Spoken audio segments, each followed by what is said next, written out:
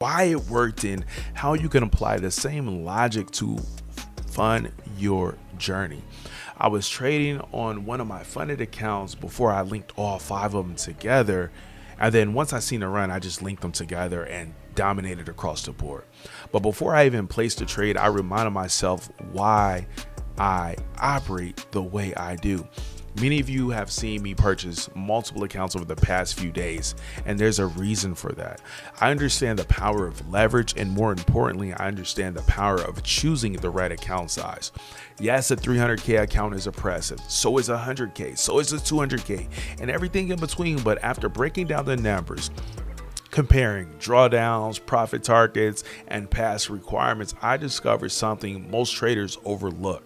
The 25K account gives the best value and the fastest route to consistent payouts. And here's why. The profit target is only 1,500.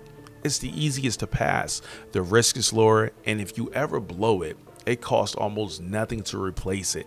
You're not dropping $300, $500, or even $1,000 to try again.